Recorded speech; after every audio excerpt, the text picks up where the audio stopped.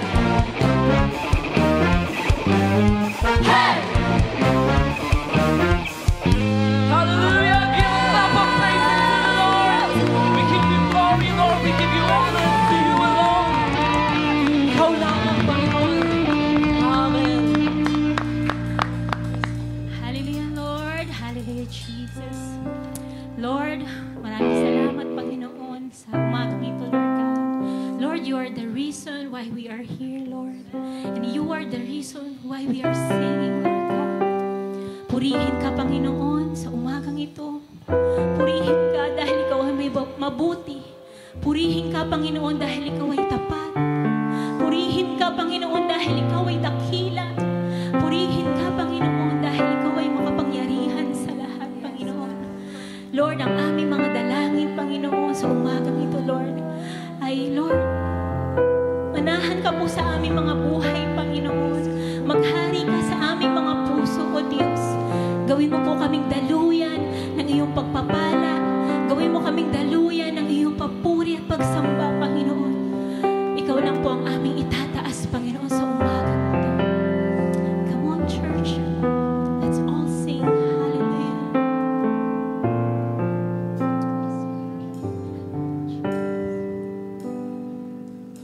Ang puso ko'y dinudulog sa'yo.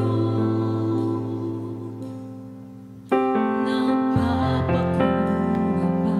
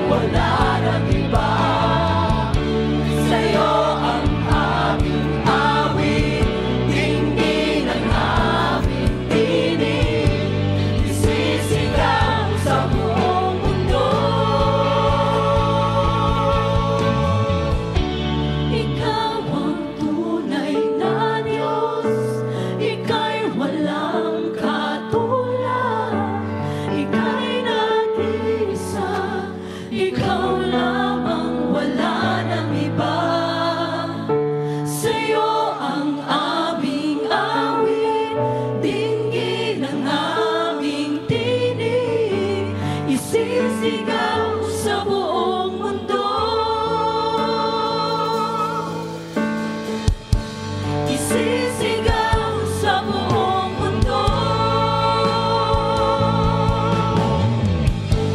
Isisigaw sa buong mundo.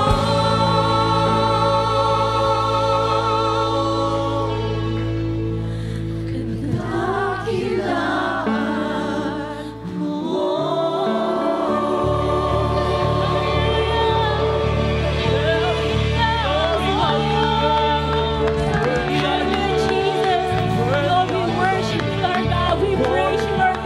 Dinadakila ka namin, Panginoon. Itinataas ka namin, Panginoon. Hallelujah. Ikaw lamang ang aming nag-iisang Diyos na buhay. Hallelujah. We praise you, Lord. We glorify you, Lord God. Thank you, Jesus. Thank you, Lord God. Sige po, isa po pong pinakamalakas na palakpak para po sa ating Panginoon. Hallelujah. Thank you, Lord. Thank you, Jesus.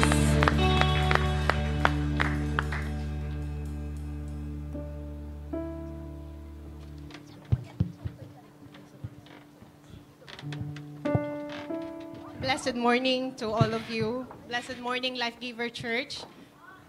I'm Sheila Sumabat from Life Giver Central under the mentoring of Reverend Helen Santiago, and I'm here to exhort about giving and share my testimony to each and every one of you.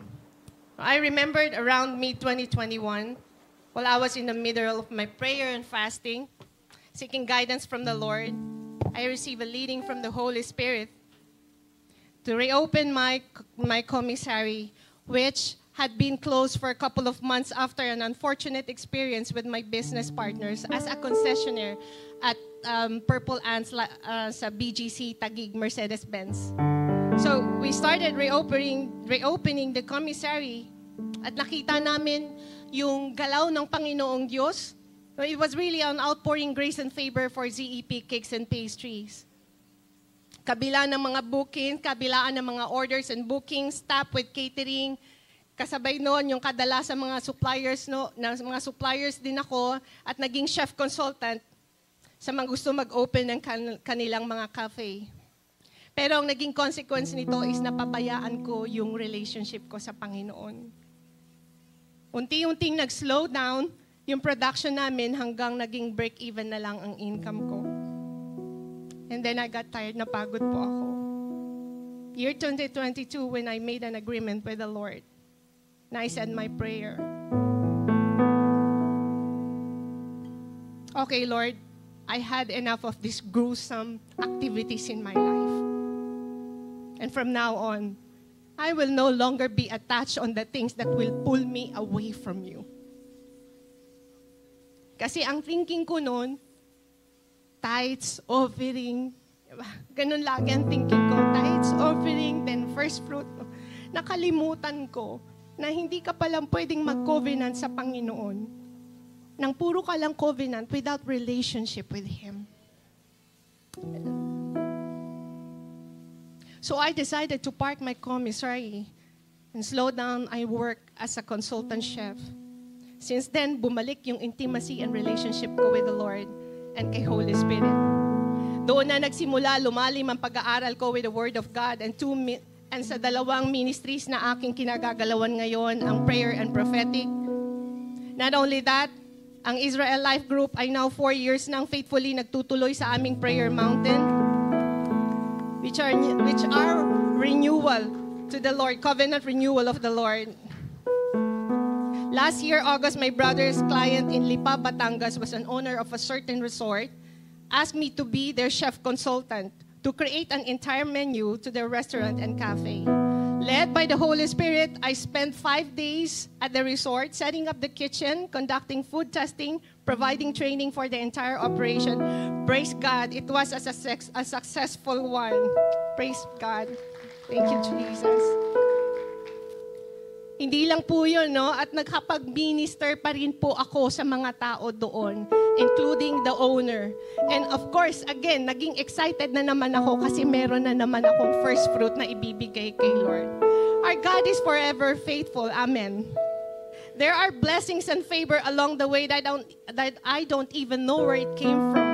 At nagawa ko pang mag-sponsor ng mga disciples and even to some friends sa mga events dito sa church. Not only that, tuloy-tuloy pa rin ang tithes and first fruit ko at hindi naging issue sa amin ni Lord ang finances. I don't know how it happened, but one thing for sure, when you are in agreement of God, things will work out favorably and wonderfully according to His will, aligned with His word. Amen. Now, ngayon po, ang Israel Life Group is now growing. Meron na po kaming 4 life groups ongoing right now in a span of first quarter this year. After 2 years na iniyak ko sa Panginoon. Nag-grow na po kami and the Lord has blessed us. Nag-start na po kami mag-seed ng this February ng aming prayer mountain. This February, ayan po. And not only that, lo and behold, yung small seed na yun na ibinigay namin, it gave birth through our Israel merchandise. Ayan po. Meron po ba? Wala palang picture na. And ayan po yung advocacy namin is to help our disciples to pursue their journey with the Lord. Faithfully, we believe that God is our provider. Currently, meron kaming 4 na students from Israel. Katatapos lang po nila ng baptism kahapon sa VLC. Purihin po ang Panginoon. And then meron pa po kaming 2 estudyante right now studying sa SOD1 and 1 at SLC. Now as I end, I want to share this verse to you.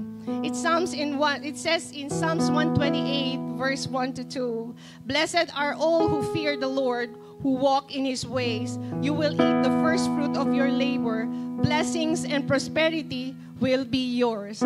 Life Giver Church, wag po tayong mapagod magbigay sa Panginoon. Amen.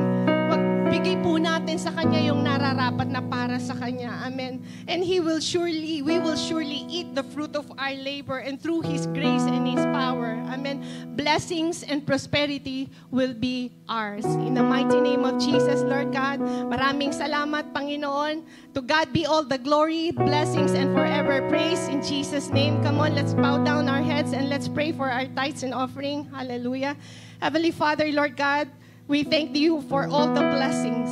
Thank you, Lord God, for your outpouring grace to us, Lord God. We don't deserve none of these blessings, but Lord, you are forever faithful.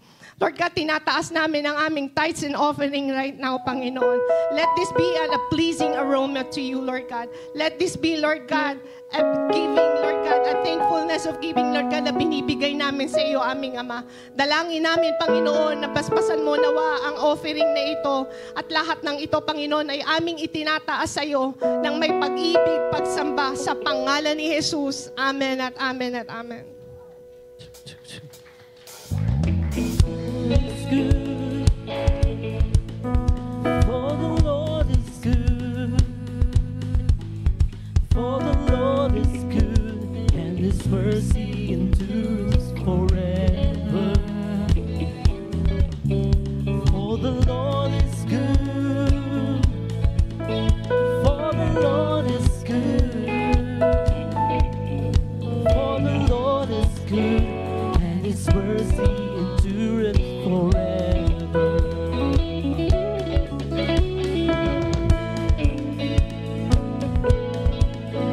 For the Lord is good, and His mercy endureth forever. It's good, His mercy endureth forever. Tayo po tayo lahat. Panginoon, marami pong salamat. Kami ay pinagsama-sama mo ulit bilang isang pamilya upang gunitain ang lahat ng mga malalaking bagay na ginawa mo sa amin. May you continue to shower us with your favor. This is your day, the day that you have made for us. Lord, I pray that there will be healing, there will be miracles, there will be provision, there will be breakthroughs that will happen after hearing your word. Dalangin din namin, Panginoon, na hayaan mong tusukin ang bawat salita mo ang aming mga puso. At kami ay buong pusong tumanggap ng katotohanan na ito ay aming pagbibigyan na manahan sa aming mga buhay.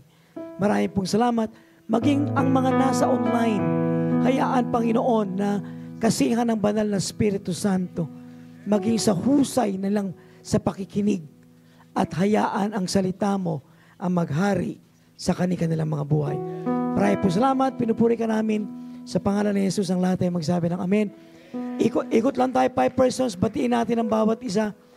Purihin ang Panginoon Diyos. Hallelujah.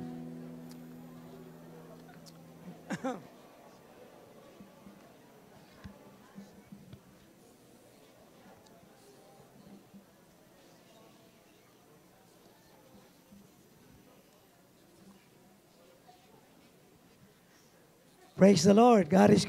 Pasensya na po kayo. Ako'y medyo mahina ang aking boses. Unang-una, taasan natin mga notebook, please. Very good. Notebook. Nagbebenta nga pala ako ng notebook. Mura lang. Len, magbenta tayo ng notebook para kumita tayo. Merchandise, Israel. Magtinda kayo ng notebook. Okay, very good. Asan ang ballpen? Okay. So, merong notebook, walang ballpen. May isa rito na ang tagal ko nakasama, walang ballpen. Asan ang mga ballpen? Sa taas dyan, andyan yung ballpen nyo. Oh, very good. Ang inyong mga Bible. Taas sa mga Bible. May notebook, may ballpen, walang Bible. Ano kayo? Dala lagi ng Bible, ha? Puri ng Panginoon. Thank you, Lord. Ang aking topic is, kailan naman ang John 3:16 mo? Yan ang topic ko. Pag-uusapan natin yung John 3:16 ni Lord, at mag-iyan ako sa tanong na yan. Kailan yung sa'yo?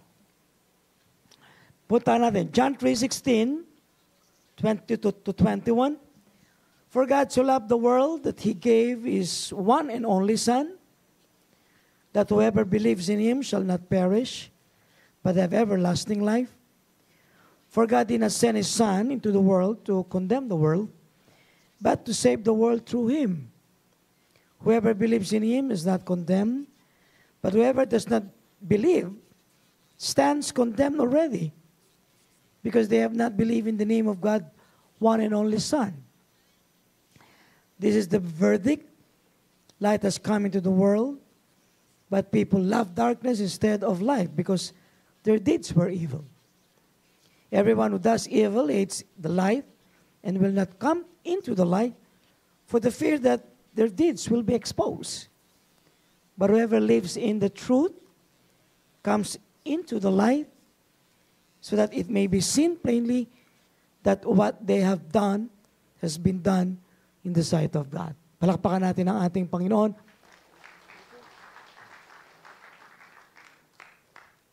Very good. Well, malalaman ko na ang writer ay si John. Ako po, nagbabasa ako ng Bible.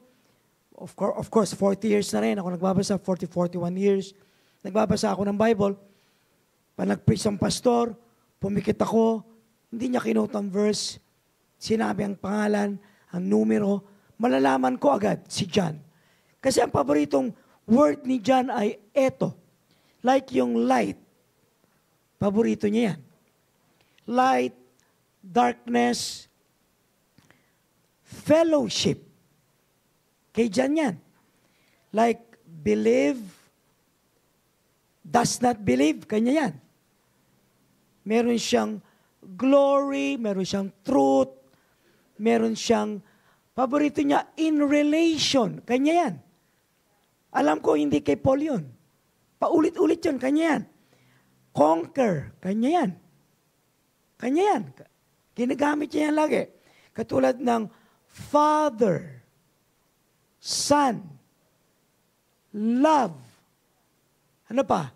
Hate. Tsaka malimit, ang lagi niya sinasabi is, brothers. Kanya yan. So alam ko agad. Pag-uusapan na lang whether ito ay galing sa John, 1 John, 3 John, John, 1 John, 2 John, 3 John, at saka 4 John. Ano yung 4 John? O Revelation. Kanya yan. Okay? So, mahilig si John. Kaya, kung magte-text sa akin si John, tapos dami account, tapos ang target niya, i-encourage ako. Meron bang dami account, tapos ang trabaho niya mag-encourage? Meron? I don't think so. Hindi siguro. Okay? Tsak, malalaman ko na through the choices of words na ginagamit, I can easily say that the person writing will be John by the choices of his favorite words. So, mail si John. So, si John was the most affectionate disciple of Jesus. Alam niyo, siguro may nagtatanong sa akin, Bishop, bakit kapag nagpipreach, kinikwento mo yung writer? Ayan. Ako nyo? Hindi kayo nagtataka, bakit ko lagi kinikwento yung writer? Kasi siya yung writer eh. Kasi meron siyang sariling idea, purpose, objective dun sa pagkakasulat. So I cannot easily pull out the text from the original writer. Sa mga tweet, pwede kaya 40 years na akong nagpipreach, alam nung tao yung text, pero hindi niya kilala yung writer? Yes. Nangyayari yun. Matagal lang panahon. Kasi nagfe-fail yung preachers, ipaliwanag kung sino yung writers. No? Nakarinig na ba kayo ng preachers na agad papaliwanag yung text? Tama ba? Hindi ako ganon. Kasi ba? Tanong niyo ako bakit? Kasi kailangan makilala ko yung writer para mapaliwanag ko yung thought ng writer at ng Panginoon. Kasi ako ay isa lamang speaker. Nakama? Kasi mamamali ako. Pwede ba ako mag-preach ng text, tapos hiwalay dun sa writer, at palabasin ko yung gusto ko? Yes, which is rampantly happening every Sunday. So sorry kung pinapaliwanag ko yung writer. Kasi kailangan nyo siyang makilala. Tama ba? Tama ba? So pag nalaman mong 1 John, nagsabi ng conquer. Conquer? Sino writer? John yun. Malalaman mo. Kasi favorite niya yung word. Okay? So, ngayon, si John was the most affectionate disciple of Jesus. Madikit. Sumasandal sa balikat, malambing. Tinan mo nga yung katabi mo. Sumasandal ba sa balikat? Tulog yan. So bata pa siya, nung nakilala niya ang Panginoon, he was the youngest disciple of Jesus. Kaya ang ginawa ng Panginoon, nung siya bago pa manik sa langit, ay pinangakuan si John na mukhang siya ang makakatikim ng isang unnatural death compared from the 12 disciples. Because some of the 12 disciples died, or many of them, died of martyrdom except for this man. Hindi ko alam, but because siguro sa sobrang lambing. So ang target natin ngayon is we'll be trying to understand our text, the usage of the words from the writer. Kasi baka makakuha tayo nung totoong meaning. Hindi meaning ko, ha? Sabi mo sa katabi mo, hindi meaning niya, sabi mo. Lakasan nyo, sabi mo. So, kaya, sa mga tweet, alamin natin. So, ano trabaho ko? I will go deeper? No. Bishop, yan ang mahirap sa iyo. You are going deeper. No. I will be going closer. Kasi may mga taong deeper, tapos silang dalawa lang ni Lord ang nagkakaintindihan. So we will try our best to, let's get a little closer to the original meaning. And so, we'll talk about John 3:16. Let's find out what was the meaning from the writer, not from me. Kasi ang dami ko na narinig eh. Ang dami ko na rin narinig. Galing sa akin. So alamin natin siya. Anong sinasabi ng Panginoon? So ang lalim? No. Ang lapit. Lapitan natin. So probably, the writer was writing, siguro probably around AD 80. No, Bishop, ba't mo sinabing AD 80? Kasi nung AD 80 is the full bloom of what we call worldliness. Full bloom na ang kamunduan. Kaya ang gagawin ngayon ng writer, gagamitin niya yung salitang world. At kung ano yung world, ng panahon na ito, ang siyang iintindihin natin dito mabuti. Okay? So iba tong writer na ito kasi the writer met Jesus, met the three types of Jesus, na tatlong tipo. Una, he met the tangible Jesus. He also met the resurrected Jesus. And he also met the glorified Jesus. Ba, mabigat ng writer na din. Kasi nakita niya nung si Kristo ay laman. Pangalawa, nung si Kristo ay binuhay. Tapos nakita niya si Jesus sa Revelation na glorified. So iba to. So among dun sa mga disciple ni Jesus, naka-experience ng tatlong ito because namatay siya around AD 95. When he was banished in Patmos, he met Jesus in a glorified form. Binuhay, anong binuhay? Hindi. Talagang glorified, baluwalhating katawan ng ating Panginoon. So now, dun ko ngayon iintindihin ito. Let's go to John 3:16. Tingnan natin mabuti. Narito yung text. Okay? Puntahan natin. Okay? Sabay-sabay nga tayo lahat. 1, 2, 3, go.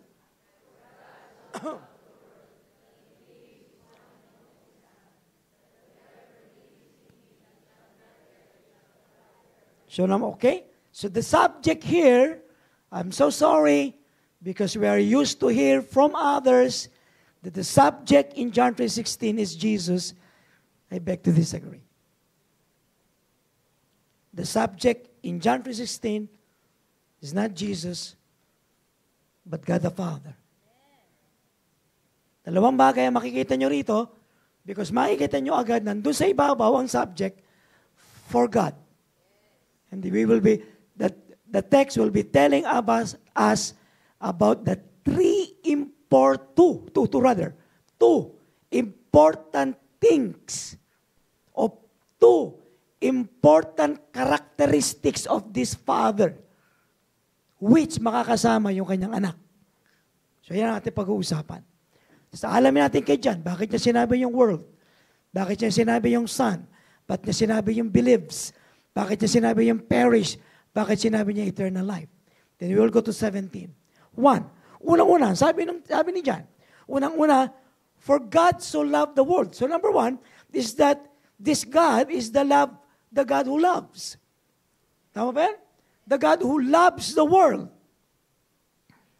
So totoo Diyos na ito ay umiibig sa mundo. So ang unang tanong ngayon, inangat ni John na ang karakteristik ng Ama ay umiibig sa mundo. So kung ibig sabihin, note that agapao, ang ginamit na word sa love is agapao eh. Sabi-sabi nga agapao is a verb. It's a verbal nature that speaks of a continuous action. Ibig sabihin, itong Diyos na ito ay may isang nature na ang kanyang nature, na isa rin sa outstanding nature niya, ay ang pag-ibig.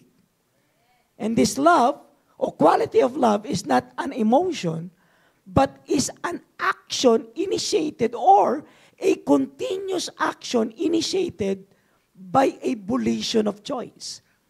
What do you mean volition of choice? Dinesisyonan niyang mahalin to. So, ibig sabihin, aalamin ko ngayon na alam ko na ang Diyos ko ay mapagmahal, ang Diyos ko ay pag-ibig, pero para maintindihan ko yung gravity, tsaka yung intense ng pag-ibig niya. Kasi hindi agape eh. Agape is a noun. But it is agapao, which means it's a verb. Tuloy-tuloy na action ng Ama. Saan? Ayan, ang pag-uusapan natin. Kaya lang, ang sabi rito, volitional choice. It's a choice. Pinili daw nitong Ama na ito na mahalin ang mundo. Mapagmahal ba ang Diyos? I'll give you example. John 13, 34, 35. Sabi ni Jesus, a new command I give to you, that you agapao, that you choose to love. Use your volition to decide to love one another. As even as I have loved you, as I agapao, as I have chooses to love you. That you also agapao, chooses to love one another. By this, all men will know that you are my disciples if you have agapao, that you chooses to love one another. So this is not emotion. This is not pileo. What is pileo? Pileo is pilay na love. Kaya nga pileo eh. Very conditional. This is not pileo. This is agapao. Another text, John 15:21. This is my command, that you agapao, that you choose to love by volition. Decide to love one another. Just as I have loved you, just as I have agapao you. This I command you, that you may agapao, that you chooses each day, every day, to love one another. So love is a daily activity of choosing, loving each other. Walang one time na agapao. Are you okay? So mga kapatid, love na agapao, divine choice, not based from emotion, but will. So ang tanong ngayon, clear na ako, yun ang God, love ni Lord, agapao. It's unconditional. It's a daily choosing of showing love, not more of affection lang or of emotion, but choosing to love a person or baka pwede or a thing. Whatever. Sige na. So the question is, sino ang iaagapao ko? And the answer is something that is mind-boggling. Sagot ni John, as he observed Jesus, when he wrote this during AD 80, it was a summarization of his relationship with Jesus based on observance siguro, based on talagang, di ba, yung malapitang investigation of who Jesus is. Sabi ni John, that God agapao the world. The cosmos. Sino mamali niya? Cosmos. So, ang tinutukoy rito, is the world? No. Kasi pag sinabing world, literal, is earth. Katulad ng, the earth is the Lord's and everything in it. Hindi sinabing, the world is the Lord's. Hindi, the earth. So, ibig using the word cosmos, not referring to the world or literal world. Planet Earth. So what then is cosmos? Now, let me describe to you what is cosmos. Is cosmos lovable? Ang cosmos ba madaling mahalin? Narito ang vital statistics ni cosmos. John 1:11, number 1. Itong word na ito na pinamamahal, na mahal ng Ama, number 1, is a Christ-rejecting world. Tingnan niyo to. Una, alam ng Diyos na itong mamahalin niyang mundo, ire-reject ang kanyang anak. John 1:11, He came to which was His own, but His own did not receive Him. So alam niya, nabibigay niya yung anak niya, pero yung pagbibigay niya, hindi naman tatanggapin yung ibibigay niya. Nagre-reject. Anong tawag natin ngayon dyan? Nagre-reject. Kakancel. So, God will be loving each day by volition, by divine decision, a cosmos that will reject His Son.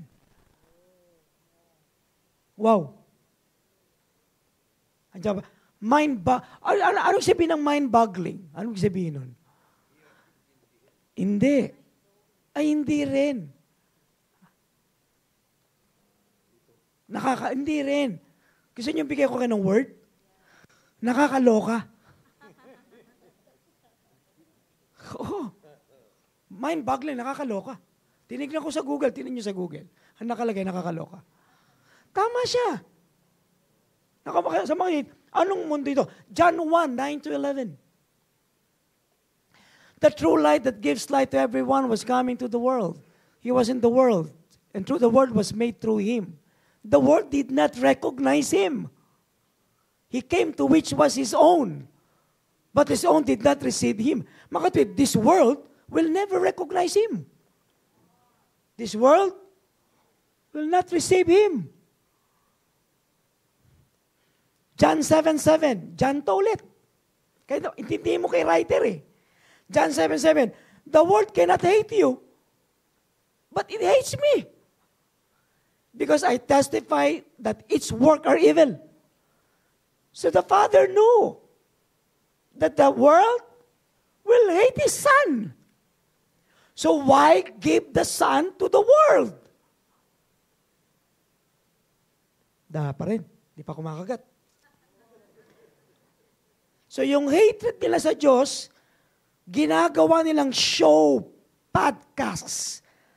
Isang mundo na always gagawa ng podcast para i-promote ang atheism. Actually, itong mundo pala ito, namamali ng Diyos, ay may ngit-ngit na galit sa Diyos.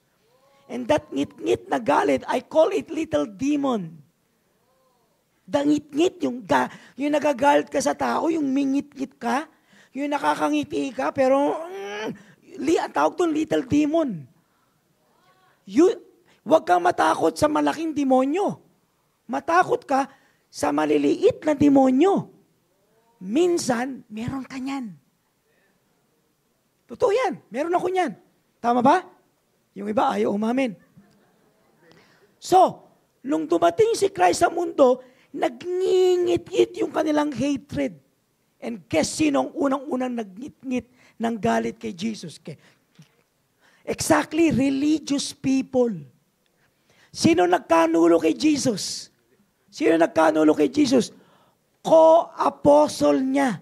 Bakit? Ngit-ngit, galit, envy. Makatwid, alam ng ama, hindi bubuhayin yung anak niya. Tingin kayo sa akin, yun lang naman po ang mahal ng ama. Hindi pa rin kumakagat, Helen. Nahirapan ako, malat na ako. Hello? John 9. Makatid, yung ibibigay ng ama na anak, magiging biktima ng inggit ng mundo.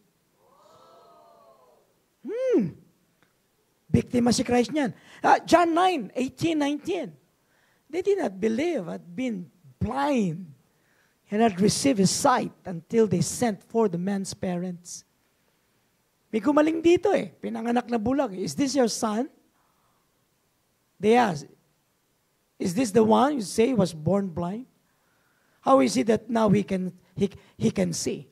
Ibig sabihin, itong mundo na ito, kahit ang isang tao pinanganak na bulag, pagalingin ng Panginoon, di pa rin sila maniniwalang pinagaling sila ni Jesus.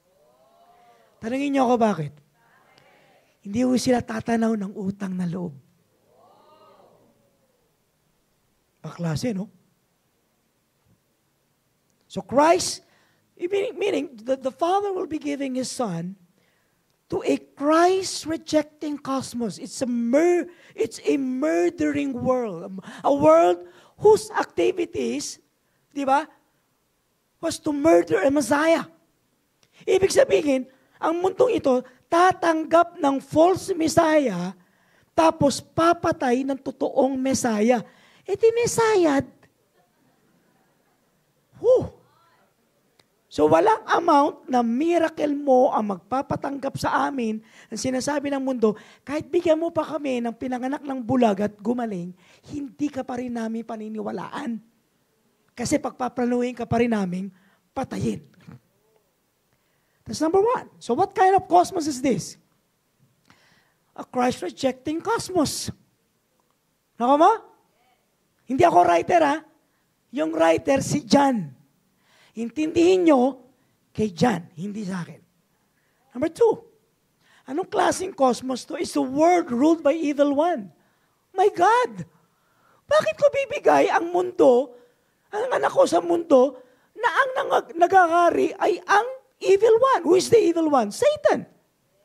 Tama ba? Hello? So ito yung mundo na mamahalin ng Ama. I'll give you the verse. John 14:30. Talaga ba? May mundo run by the evil one? Yes. According to John, I will not say much from you or to you, more to you. For the prince of this world is coming. He has no hold over me. And so John was able to write the details from the mouth of Jesus, from the horse's mouth, that the world has a prince, a ruler. And the world is being run by that prince. So why give the world? Why give the Lord to the world? John 1 John 5:19. O, John to eh. John talaga eh. Malalaman ko eh. Kahit hindi bigay yung verse ay si John yun. We know that we are children of God. O, John yan, children of God. And that the whole world, John din siya, is under the control of the evil one. Paborito niya, children of God, world, evil one. So according to John, the world is run by the evil one. So the world, ruled by the evil one, ang mundong ito ay pinatatakbo ng masama. How will God, with a high degree of holiness, mingle with the world ruled by the evil one, by Satan? Yung paghahari niya sa mundo ay ninakaw ng dyablo, kanya yung lupa, pero ang system sa demonyo. So the world, cosmos here, is a world run by the evil one, evil program of the world. What do you call that? The Bible called it worldliness. So when I say worldliness, it is a pattern run by the evil one. So again, sino raw ang mahal ng Panginoon?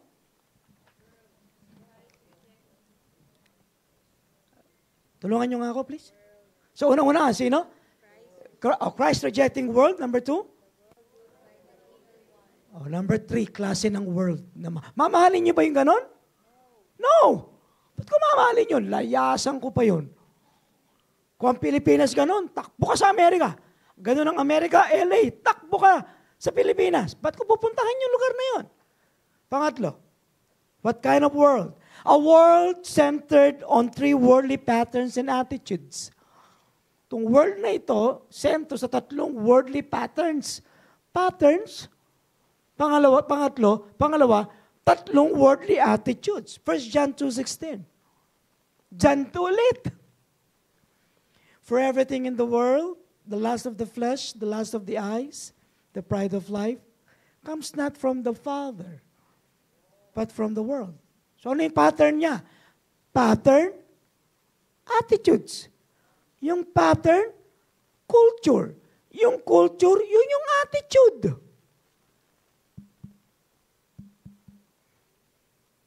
Ano yun? Number 1, the flesh-centered world. Aba, yung mundo daw na ito, unang pattern niya, flesh-centered. Ibig sabihin, attracted to self.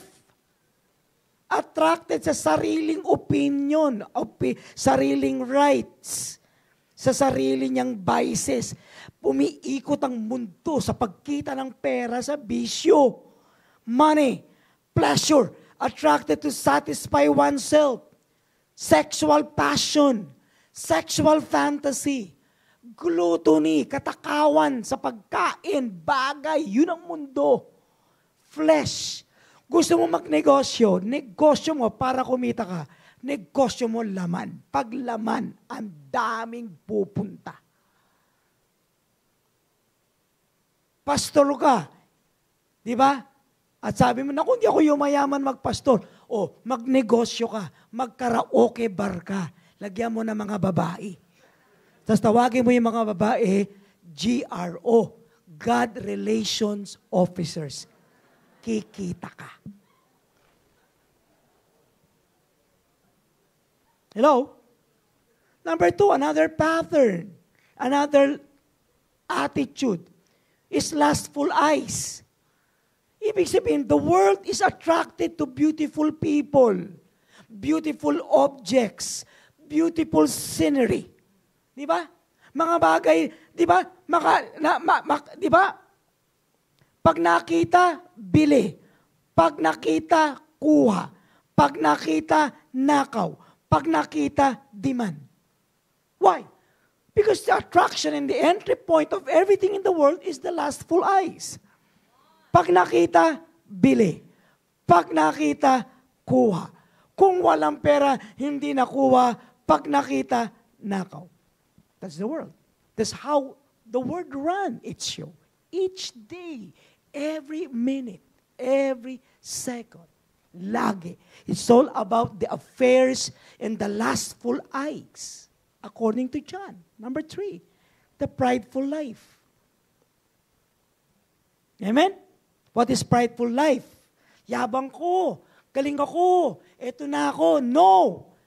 Narito ang affairs ng prideful life. Busy ako. Tignan natin kung may time. Maiintindihan ako ng Diyos. Alam nyo naman, may ginagawa ako. Meaning, unang-unang attempt ng prideful life, wala akong time kay Lord. Prideful. Yabang. Misa may taong magandang magdamit, hindi pwede ma-interpret na mayabang. Bumili ng maayos sa sasakyan, bumabiyahe, yabang naman, ganda-ganda ng kotse. No! Pero minsan, ang mas mayabang ay ang mga taong nagsasabing, wag muna, wala akong time dyan. Kasi may ginagawa ako. That's how the world orient prideful people. Andiyan ba kayo? A word that will get your time. Ito pa, the word, a word that is so assertive that will always insist their rights and privileges. It's an egocentric world. Ano, when you say egocentric, puros ako lang, puros lang sarili. Di ba? Ang ginagawa nila, they love the world kasi hinahanap nila ang potential nila sa world. Hindi nila hinahanap ang potential sa creator nilang si Lord. Detach kay Lord, attach sa world. Ang world, bidiktahan ka na lahat ng potential mo. Even yung hindi mo potential. So, puro sarili. A word that loves airing their own opinion. Kaya sometimes magugulat tayo, the world, ito ang turo niya. Through Google, I know it all. Alam ko na yan. I know it all. I know everything. Ngayon, we are now creating people who are now omniscient. What is omniscient? All-knowing, alam ko na yan. Huwag mo na akong turuan yan. Alam ko na yan. Huwag mo na ako isali dyan. Alam ko na yan. Lahat alam nila. Nakatabi na ba kayo ng tao? Alam na nila lahat? Yes. That's the pattern of the world. And Christians are beginning little by little adopting the pattern of pride. Len, di pa rin kumakagat. Lakasan mo ang amen mo dyan. Amen. Kaya hindi ka nila tutulungan. Alam mo, nakagulat sa mundo, ha? Hindi ka nila tutulungan, basta ang trabaho ng mundo, ipakita nilang mali ka para malaman mong tama sila. Kaya kung mag-e-express ng sarili, sila lang, ang mundo lagi, orientation, kung mag-e-express ng sarili, sila lang ang magaling. Sila lang ang hindi nagkakamali. Sila lang ang nakakaintindi ng kaalaman. This attitude leads to cruelty of treatment to human being. Proudful people hurts weak people. And it was never the pattern of God in the Bible. Never. Never. Kaya nakakalungkot yung mga taong, alam ko na yan, alam ko na yan, alam ko na yan, alam ko na yan, alam ko na yan. Why? Kasi yung tao masyadong oriented sa mundo. Kaya yun ang nangyari. Kaya kailanman, hindi makakapanakit ang nagpapakumbaba, ngunit lagi makakapanakit ng tao ang laging taong believe sa kanilang sarili. You know, yung mga taong laging believe sa sarili, it is better for them to be alone. Kasi po, mananakit po sila ng tao. At ito nakakatuwa. Hindi mo alam na humble ka. At ito nakakalungkot. Hindi mo rin alam na mayabang ka na pala. Sabi mo nga sa tayo mo, hindi natin alam ano?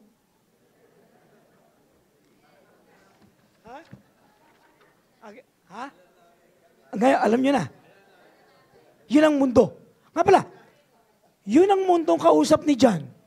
It's a secular world. What is it? When you say secularism, what does it mean secularism? Secularism is an affair of the world that will not allow God to intervene in that affairs. That is secularism. Alisin si Lord. Ang tawag sa Bible no ni John, worldliness.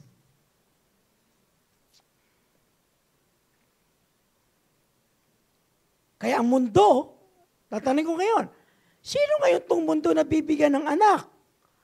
Aba, bibigay mo ang anak mo sa isang napakayabang na mundo na hindi iaalaw ang Diyos makapasok sa affairs niya? Mundo o cosmos na ginagamit lang ang Diyos?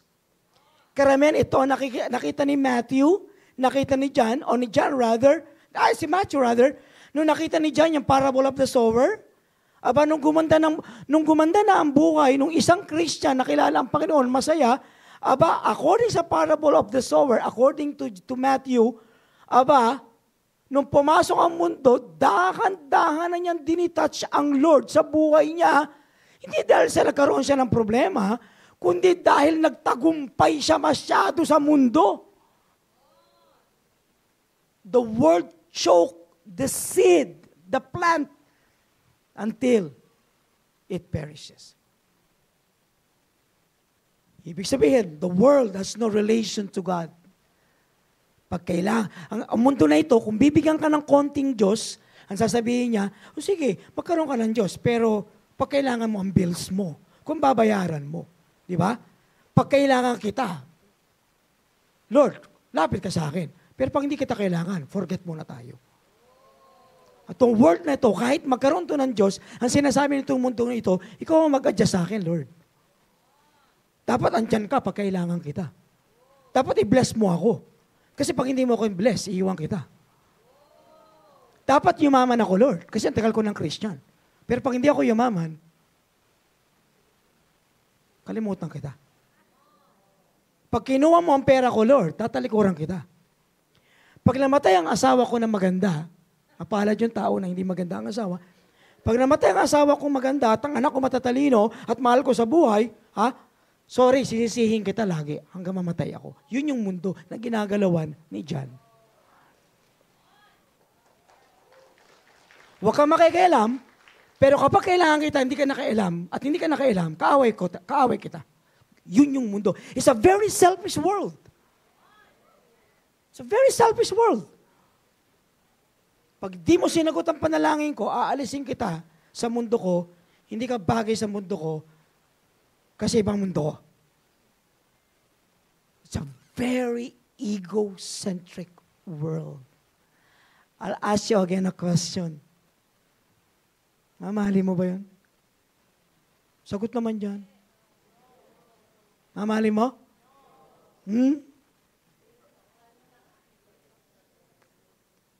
Sana. Next. A world that loves darkness rather than light. Ano tong mundo na ito? Mamahalin ng Panginoon? John 3:19. John 3:19. Go. Ayan. This is the verdict. Light has come into the world, but people love darkness instead of light because their deeds were evil. So what kind of world is this? It's a world, di ba, filled, saturated, and beloved with darkness. Ano resulta ng darkness? May maganda sinabi si Paul. Mabilis lang to, kasi maganda eh. Quote ko. 2 Corinthians 4:4. The God of this age has blinded the minds of unbelievers so that they cannot see the light of the gospel that displays the glory of Christ, who is the image of God. You are in darkness. You know why? Because the God of the world blinded you.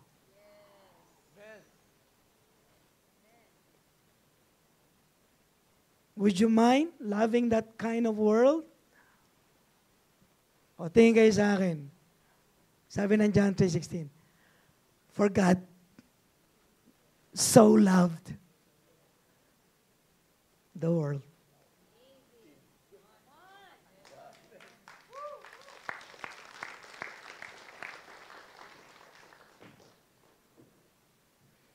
Nagiging maganda ang preaching pag tumatahimik na yung preacher, tapos lumalakas na yung nakikinig. Yun yun. So ano ito ngayon?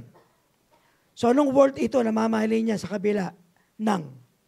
Yung love niya ay based sa volition, decision na mahalin from His divine choice, agapao. Pangalawa, anong gagawin niya? Mahal niya, okay na ako, Bishop. Naintindihan ko na. Sige, mahal ni Lord, ang Ama, ang mundo. Pangalawa, anong gagawin niya?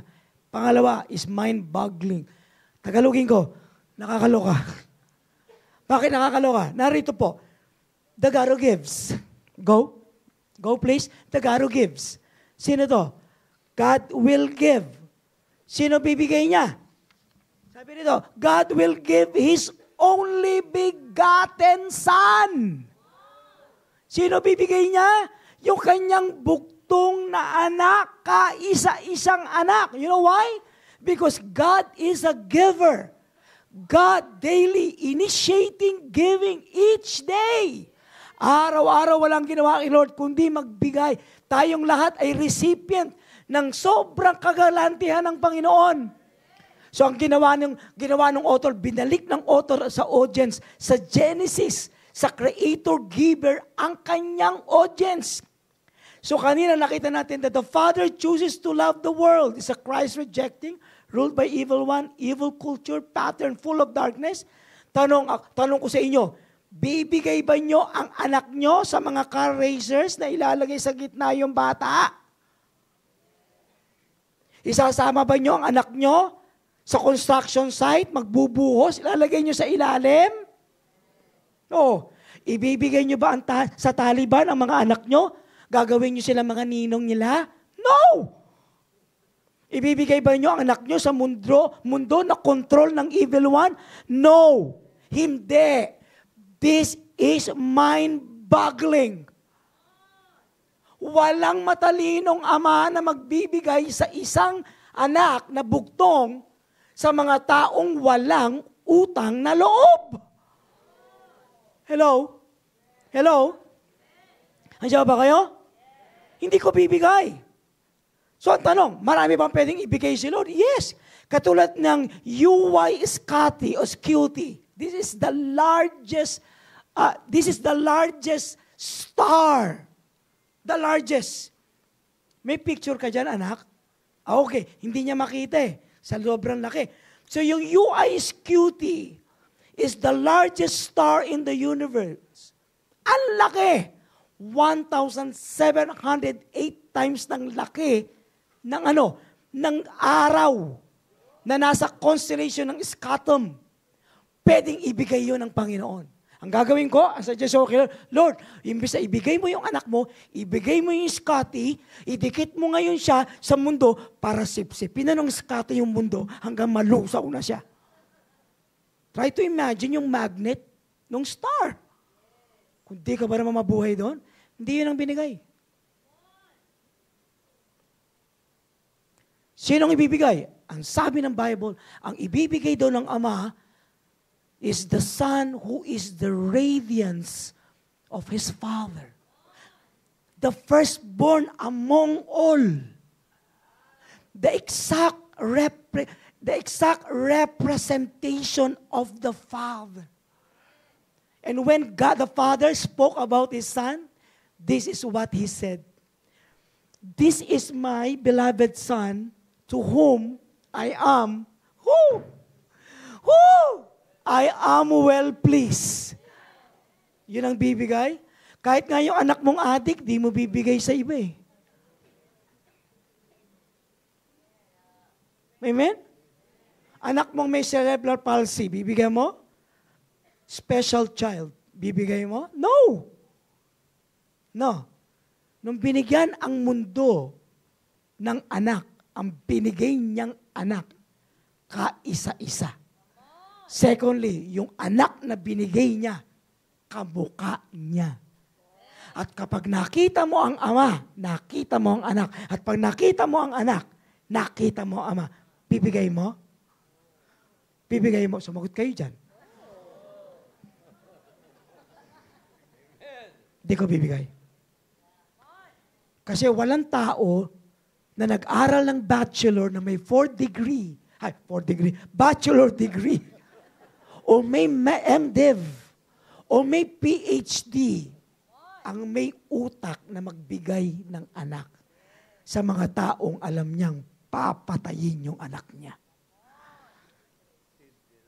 Kayo ba yan? Okay ba kayo rito? Tumingin kayo siya. May kilala ako, binigay yung asawa. Pero anak, di bibigay.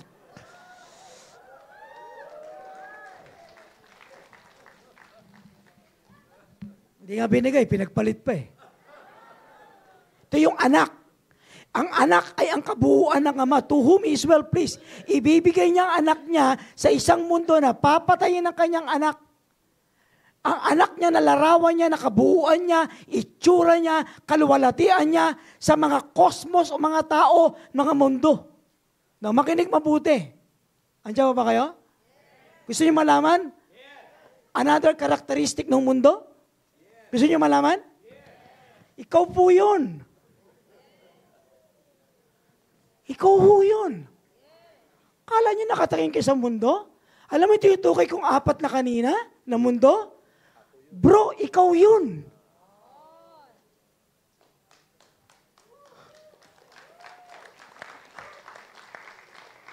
Bishop, kung nandun ako sa Panginoon, namatay siya, pagtatanggol ko siya, hindi.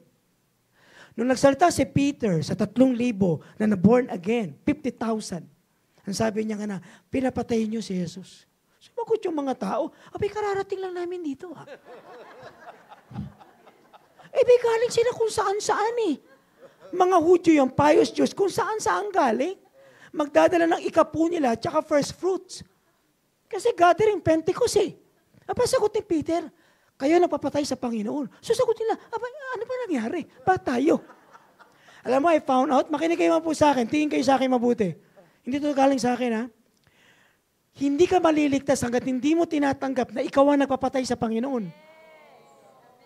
Kaya ako na born again, nakita ko na ako ang nagpapatay sa Panginoon. Kapatid, wala ako dun. Yun ang hiwaga ng kasalanan. Dahil kay dito kayo mag-preach. Dahil kay Adam, he became the federal head of all sinners. The sin of Adam was imputed to each and every one of us. Kasalanan niya, kasalanan nating lahat. Si Jesus ang huling Adan, ang kanyang kalinisan nating lahat.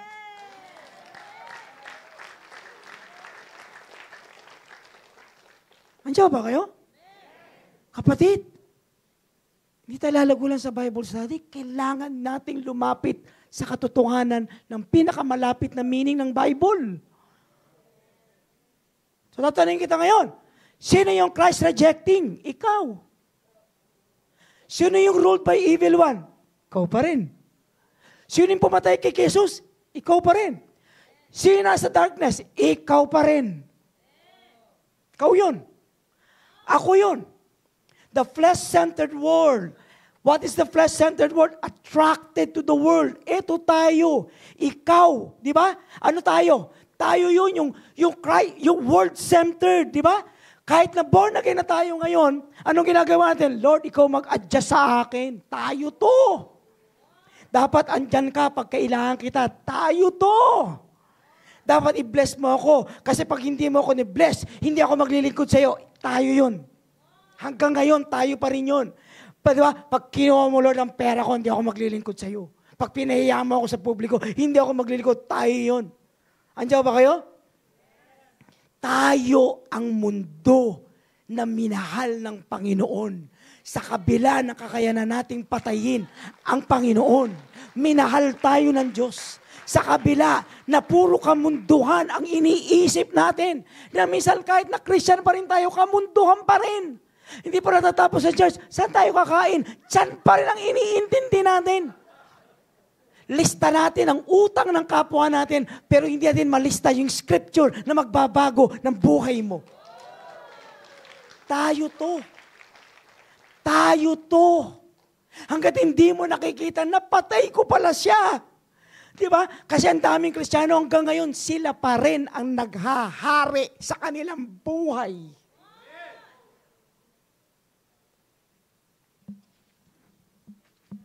Pag namatay ang asawa ko, Lord, hindi kita paglilingkuran.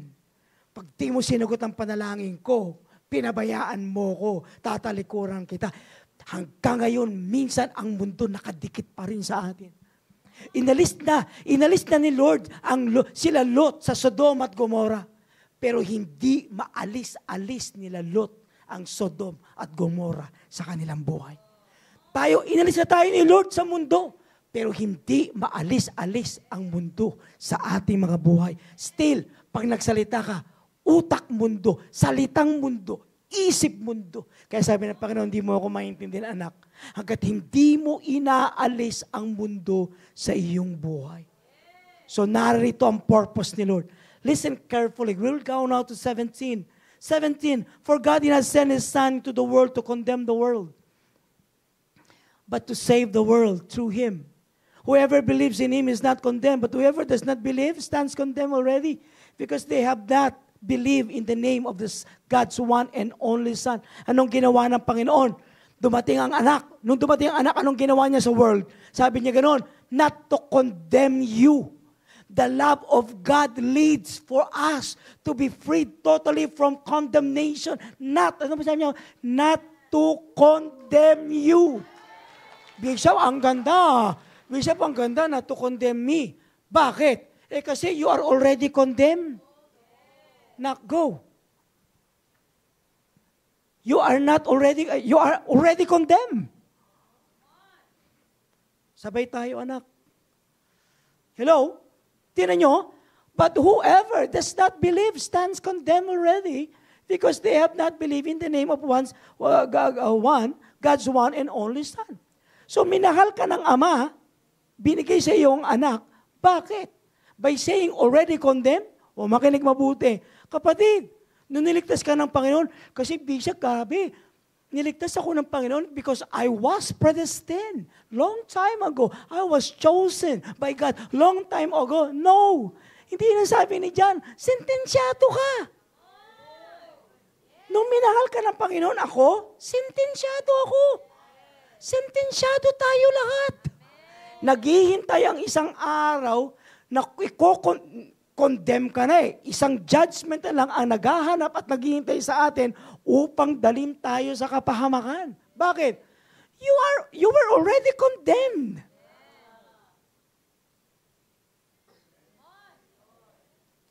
Bishop, baka ini-spiritual blackmail mo kami. No, hindi ho ako. Hindi ko kayo kinokondemn. kasama ho ako sa sentensyado. Hindi ko pwede sabihin, kaya naman ako na born again, alam naman nila na magpapastor ako eh. Di ba? Gagamitin naman niya yung bibig ko eh. Tsaka itong kagwapuhan ko, wala, mani. Anong kagwapuhan? Wala. 50 pa lang, maaagnas ka na, mani. Mabait lang yung asawa mo. Mabait lang ang church mo. Inalagaan ka lang ng mga tupa mo. Pero ako, as far as God is concerned, and as far as John is concerned, sentensyado ka na. Tagal mo ng sentensyado. You cannot understand the light of John 3:16 without this text. Nung minahal ka ng Panginoon, sentensyado ka na. Wow! Iko, wow! Ako lang nagsasabi, wow, wow, wow.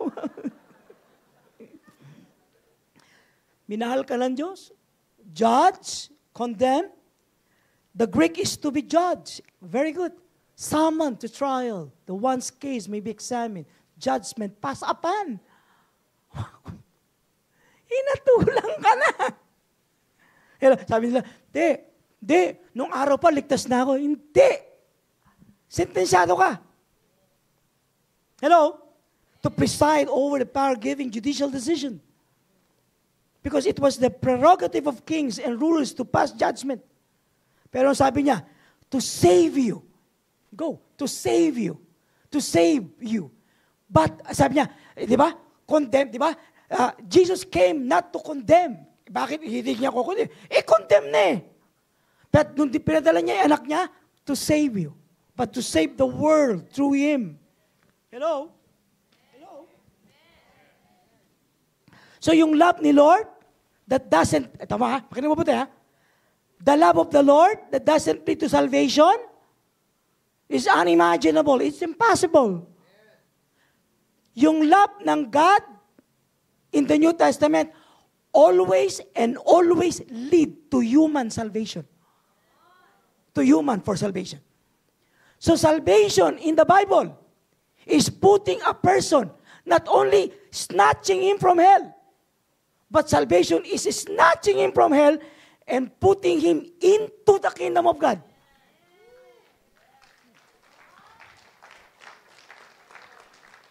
Interpretation ni John, hindi tayo. Kasi ini-interpret ko ito noong araw, hindi ko makuha-kuha. Sabi sa akin ng Panginoon, tindihin mo kay John kasi si John, nung panahon niya, makita mo, Kaya salvation, kaya kapag wala sa kingdom ni Lord ang tao na sinasabi na ligtas, hindi po siya ligtas. So the love of God saves people and the love of God put the person inside the kingdom of God. Now how? Paano siya na-save? Ito na si Jesus, gift ng tatay niya. Paano ang tao? Isa sa mga factors, importanteng ingredient na nagbigay ng daan ng kaligtasan. Sabi 18, whoever believes in Him, tama ba? Is not condemned. So lumabas yung salitang believe. What is believe? Pisto. Sabay-sabay. Pisto. Sabay-sabay nga. Pisto. Yan. To trust in Jesus or God as able to aid either in obtaining, in doing something. So this is what we call saving faith. To trust Christ fully. To acknowledge His works and deeds. So this is not just a mere, yung dumaang faith. No, it's an intellectual faith that leads to salvation. Nagkaroon ka talaga ng matinding karunungan at kaalaman kung sino si Jesus. Hindi lang siya regalo, talagang siya ang regalo. Na nagdala sa iyo ng pananampalataya, na ibigay ng buong buhay, under sa kanyang lordship, ang iyong buong buhay. Balikan ko ulit, John 3:16. For God, sabi nga, for God so loved the world.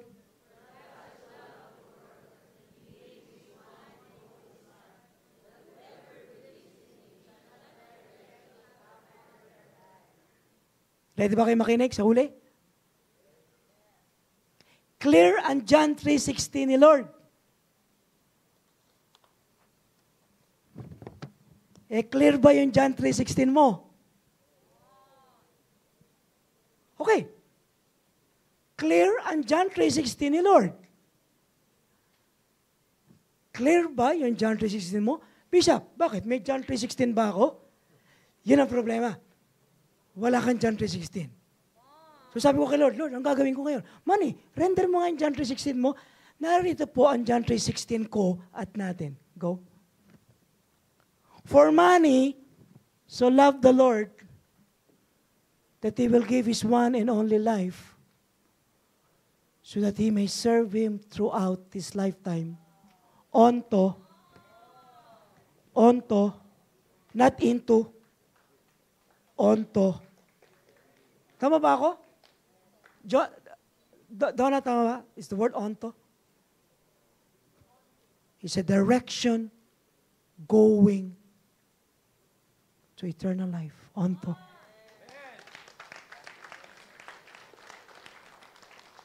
Clear ang John 3:16 ni Lord. Ang hindi clear yung sa'yo. Dapat clear yung sa'yo. Kaya hindi ka masaya, hindi clear John 3:16 mo. Kasi clear yung kanya, hindi clear sa'yo. Pag kinilir mo yung iyo,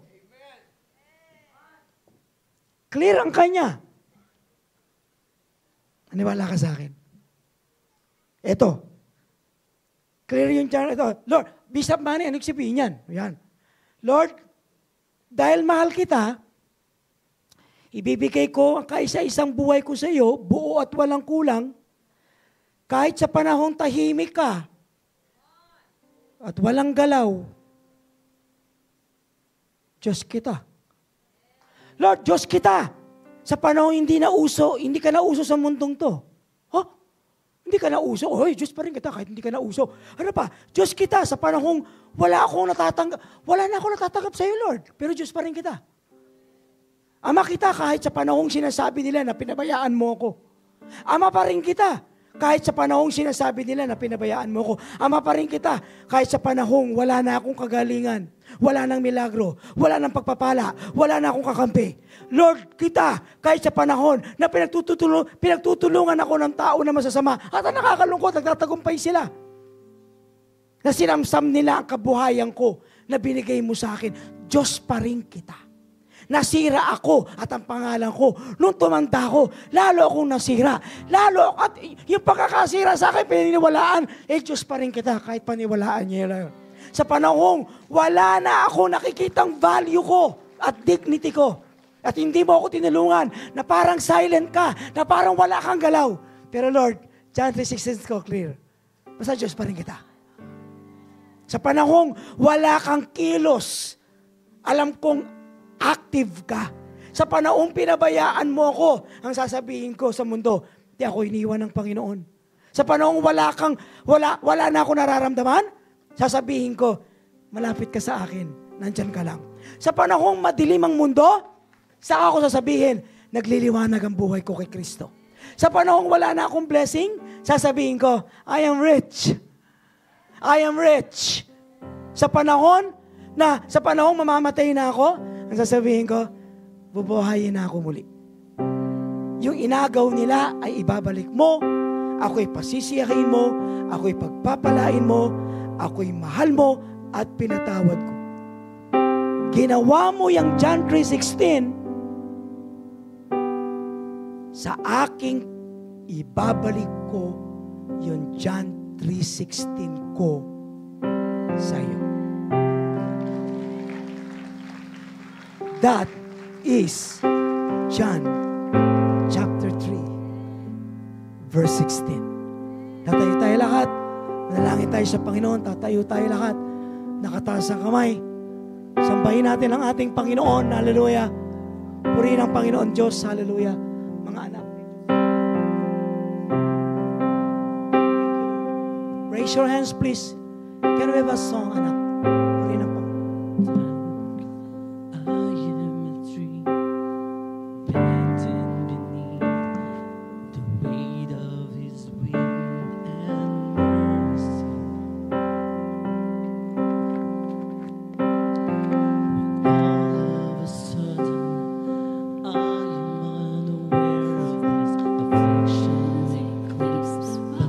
Glory, and I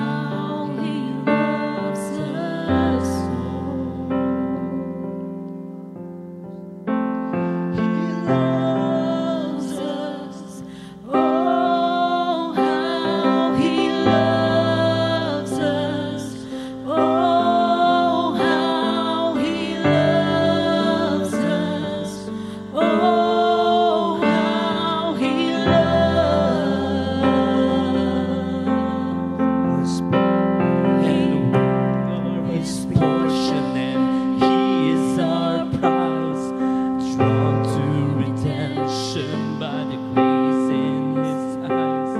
If grace is an oceans, we're all sinking. Speak to us. And heaven needs us like unforsaken. Speak to us, My Jesus. heart turns violently inside of my chest. I don't have the time to maintain this regret when I think about the way He loves us. Oh, how He loves us. Oh, how He loves us. Oh, how He loves us. He loves us. Oh, how He loves us. Oh, how He loves us. Oh, how He loves.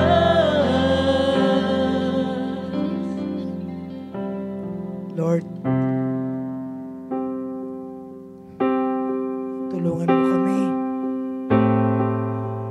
Mahalin ka. Tulungan mo kami na hindi doktrinahan ng mundo. Na hindi maging Kristiyanong gaya ng mundo. Na self-centered, na sarili ang tinitignan, sarili ang pinaglilingkuran, sarili ang inaasikaso. Tulungan mo kami na umalis sa pattern ng mundo, sa mundong sinasabi ni John na egoistic, mundo na puro laman, mundo na puro lustful eyes, mundo na puro pride, inggit, ngit-ngit nag-inggit sa kapwa, inggit sa kapwa Kristiyano, inggit sa kapatiran, sa kapatid sa laman. Alisin mo kami. We cannot serve while one of our Lord God, one of parts of our body are still in the world. We cannot walk, Lord God, with you and at the same time with the evil one. Hindi.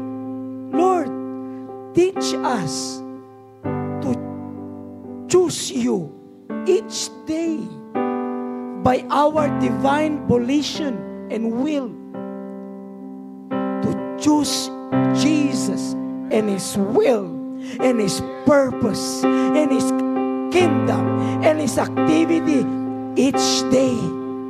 Tulungan mo kami, Lord, that we will love you and we will serve you and we will worship you forever unto eternal life. Lord, clear si John 3:16 mo. Time na si John 3:16 naman namin ang maging malinaw sa aming mga buhay. Lord, hinihipo ng Diyos ang iyong ulo. The Lord is touching your head. Hinihipo ng Diyos ang iyong puso. The Lord is touching your heart. And may He, by His divine love, change your heart to become His heart. Now, Lord, minister. Holy Spirit, minister. Lord, hindi namin kayang magbago. Tulungan, help, patong ang kamay, baguhin, bunutin ang puso ng mundo sa puso namin. At dalangin namin na mamahalin namin ang Diyos. Mamahalin namin si Kristo. Maging sa panahon na hindi ka nakilala ng mundo. Paglilingkuran ka namin sa panahon kahit na wala kang galaw sa amin. Wala kang pagpapala na binibigay sa amin. Kahit na sa panahon wala at hindi maganda ang nangyayari sa amin. That is the best time that we will love you more, serve you greater, and worship you deeper. We love you. Come on. We love you, Jesus. Tell Jesus, we love you, Jesus. We love you, Father. I pray, Lord, increase our capacity to love and increase also our capacity to serve.